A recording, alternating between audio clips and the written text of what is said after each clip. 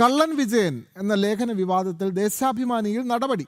വാരാന്തപ്പതിപ്പ് editor KR അജയന്റെ മുറി താഴിട്ടു പൂട്ടി. അതേസമയം വാരാന്തപ്പതിപ്പിൽ നിന്ന് ദേശാഭിമാനി മുക്കിയ ലേഖനം സമൂഹ മാധ്യമങ്ങളിൽ പങ്കുവച്ച് ലേഖകൻ TC രാജേഷും രംഗത്തെത്തി.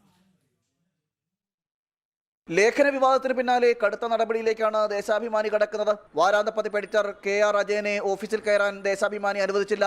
അജയൻ ഉപയോഗിച്ചിരുന്ന ഓഫീസ് മുറി പൂട്ടിയിടുകയായിരുന്നു. ഇതോടെ ഓഫീസിൽ കയറാതെ അജയൻ മടങ്ങി. വാരാന്തപ്പതിപ്പിലെ ഉള്ളടക്കം പുറത്തു വന്നതിൽ അജയന് പങ്കുണ്ടെന്നാണ് പാർട്ടി നേതൃത്വം കണക്കുകൂട്ടുന്നത്. ഇതിന്റെ ഭാഗമായിട്ട് കൂടിയാണ് നടപടി. അജയനെ വാരാന്തപ്പതിപ്പ് എഡിറ്റർ സ്ഥാനത്ത് നിന്നും മാറ്റുന്നതിനും സസ്പെൻഷൻ അടക്കമുള്ള കടുത്ത നടപടികളിലേക്ക് കടക്കുന്നതിനും നേതൃത്വം തീരുമാനിച്ചതായും വിവരമുണ്ട്. വിഷയത്തിൽ വിശദീകരണം ആവശ്യപ്പെട്ട് കഴിഞ്ഞ ദിവസം KR അജയന് പാർട്ടി നോട്ടീസ് നൽകി. തന്റെ ഭാഗത്ത് യാതൊരുവിധ വീഴ്ചയും ഉണ്ടായിട്ടില്ല എന്നാണ് അജയൻ നൽകിയ മറുപടി.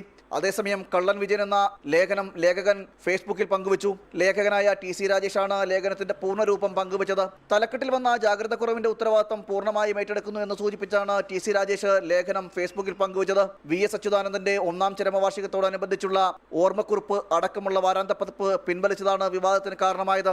വാരാന്തപ്പതിപ്പ് പിൻവലിക്കാൻ കാരണം സാങ്കേതിക തകരാറെന്നായിരുന്നു M സ്വരാജ് അടക്കമുള്ള പാർട്ടി നേതൃത്വം നേരത്തെ വ്യക്തമാക്കിയത്.